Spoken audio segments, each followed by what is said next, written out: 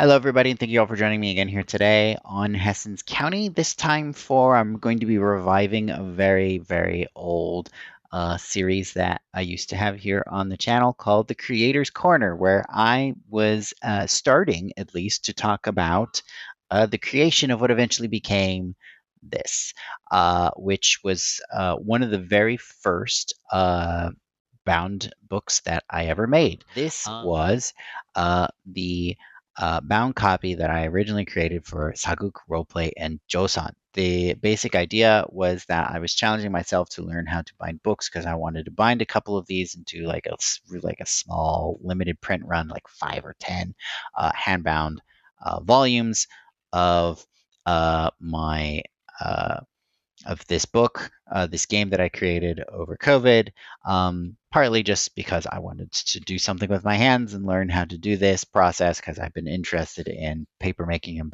bookbinding for a really, really long time, even before I started actually doing the stuff that you've probably seen if you follow me on Blue Sky or previously on Twitter. Um, but the basic idea was that I wanted to learn how to make this, which of course I did. But there are a couple of flaws in using this particular side stitch or stab binding process for a book of this size, and that's the fact that A, this is digest size, right, and B, as you can see, it's pretty stiff because this game once you add all the pages together, is like 62 pages long, which makes it kind of difficult to make it in a way where the pages, and because for the pages to lie out, right? If I had, in order to have something this big, what I really need, this big when it comes to like the number of pages, I really need to have it be a bigger size, like longer this way, and have the text be raised a bit more out of the spine, and the text to be raised a bit more out of the spine and stuff in order to make it easier to read and to use. And of course, because of this particular style of binding, it doesn't really lay flat. And for a reading book, that's fine. But for a book that's this stiff and is obviously being used for references, because again, it's a role playing game, so you're going to be regularly opening up to a certain page and letting it sit there for a while in order to be able to like read stuff. That doesn't really work well with this. So as a result, there is here. For those of you who don't know, I currently live in the DC area. And there's a group of people here called that refer to themselves as designers in the DMV, designing in the DMV. And so they're going to be putting together a thing towards the end of September where we're going to be doing a local meetup where people can kind of sell their own games and stuff, sell designs and things at a local game store. I'll share more information later. But the basic idea is that I want to finally make one of these in a way that I can actually like sell it and like have people actually want to be able to use it. um, so, but I still want it to have like this appearance, even though it's not going to have this form function. But yeah, basically, if you want to do what I'm suggesting, which is make it appear to look like this, but function more like a Western style bound book with like, giving it at least a slightly thicker cover or something, there's basically two options. And this is one of them. So yes, this is the Analects by Confucius. It's not the greatest translation. I didn't buy it for the actual text inside the book. I bought it for basically just the book itself because I thought it was kind of cool at the time. So yeah, basically the way this works is, again, it's still stab bound. So we still have a cup, we still have a spine that's really thick and wide, and we'll still have the same issue in that it doesn't really lay flat, but this does open at least a bit more than mine does, right? Mine's pretty stiff, but it has the advantage of I have to hold this down pretty firmly to keep it from closing. This at least kind of stays open mostly by itself with only like a bit of tension. Just to look at it from the side, you can see just how how much space is under here, under the spines. And of course, if you go beyond much beyond the center point, you're gonna have to basically hold it in place. So this doesn't work that great for that. This also has an additional disadvantage in that if you look here, this cover is actually two pieces.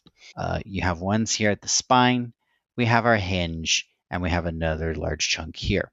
I have not really made books of this style, partly because, again, I haven't really case bound my books, so I haven't really needed to have basically like uh, a board and then a second board here on the edge or whatever. This doesn't have like board here, and then case bound here. This is just a piece of paper to help protect the edge of the text block. This actually has board here, and then on the other side, same thing, board here, and then the hinge is just the paper. It's just the paper that actually is on the outside of the cover is what controls the movement. And you'll see the way that they designed this one in particular, it doesn't go very far. If they were going to do this, they should have made this. If they wanted it to go any further than that, they would have needed to make this gap thicker, which probably would have made it easier to rip and tear. But also, again, because of the spine issue, they don't really need it to go any further than that because that's probably as far as they'll ever need to go. Anyway, I don't like this. I'm not going to try doing this. Instead, what I would prefer to do, what I'm going to try to do, is I've already made this particular text block. And believe it or not, yes, this is the same game. Actually, I had that upside down. This is the same game. See? Sageuk, Roleplay, and Joseon. Compared the thinness of this to this. Now, partly it's because this is made with slightly thicker paper, so that's not a very fair comparison. If I made this with the same thickness of paper, this would admittedly be a bit chunkier. However, it's also just because this is pages that are folded in half, just like a traditional bound book is. And these, of course, are not pieces of paper folded in half. This is just printed like a Western style book where you have a page on either side of your paper, like this. See? So yeah. So advantage, much thinner, only 4 signatures, 4 pages each. Very simple. What I'm intending on doing is provide the illusion of being bound like this, right? Because when here I have our hole for our thread to go across. And actually, I'll just leave this here so you can see the thread, right? So this is only 4 holes because I didn't want to make it super complicated if I'm just experimenting with this. Obviously, when I make the original, the final version, I'll make it like this and have 5. But in any case, yeah, I wanted to provide the illusion, but I don't want to just stitch, and then just glue.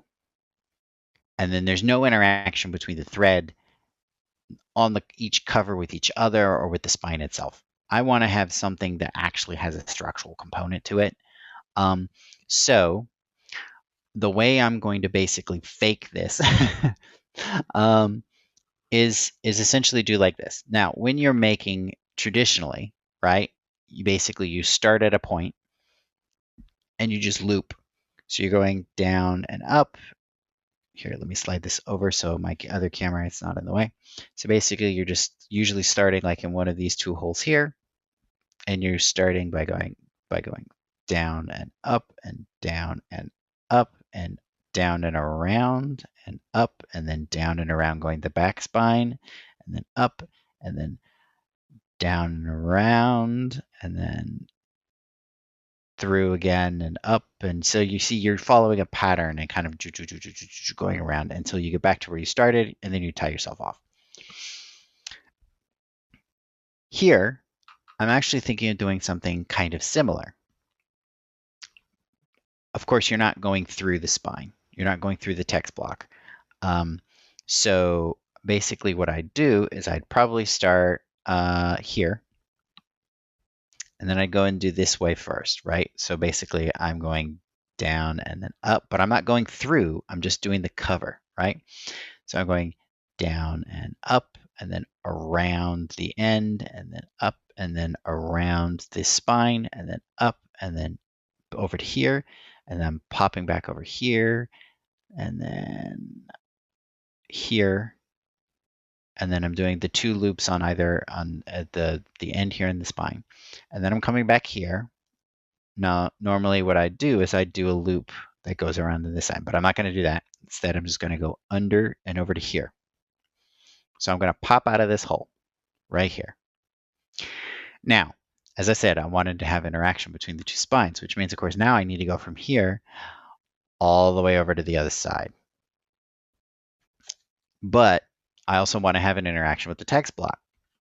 So instead of just wrapping around the end and making it look kind of silly, what I'm going to do is basically I'm going to go up around the edge here, and then I want my thread to actually go. This part will probably be easier to show with a. Yeah. This part will probably actually be easier to show with a hook needle. So basically what I want to do is I want to go from the top of this cover up and then through. Let's see if I can actually show you and actually do this at the same time. And actually go through the gap between the thread. Well, I didn't get all of them, but you get the basic idea. I want to go through the gap between the threads here. I missed one, but well, obviously I'll make sure I go through all of them when I do this for real. So basically the thread's just got to get pulled through here, zoop, out there. So it's actually going to be going through this gap here and connecting to the bottom cover in here. And then we're doing the same thing, wrap, wrap, wrap.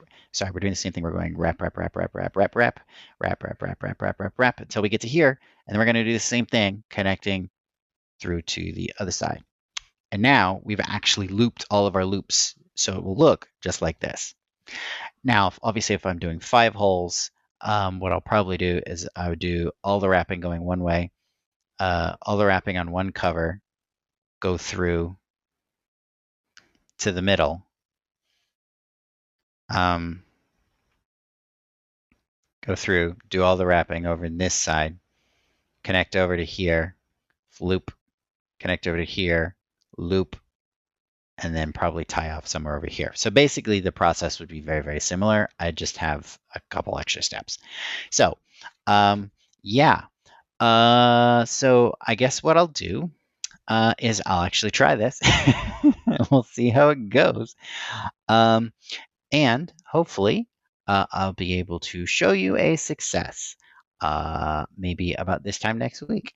So thank you all for joining me for another Creators Corner. Again, this is a series where I take a look at crafty stuff. In this particular case, mostly bookbinding, but I might, other things obviously might get discussed here, especially if I do interviews with other people like artists and things like that.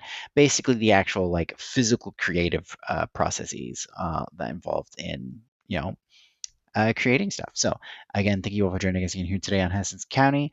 Don't forget to like and subscribe. Links to the game Sageuk, Roleplay, and Joseon will be found down below in the description.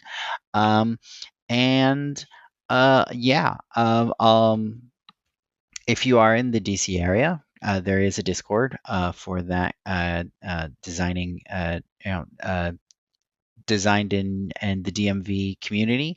So I'll see if I can find a link, if I'm allowed to get a link for that, and I'll put that down below too, in case you want to join that if you're in the area. And yeah, have a good zone.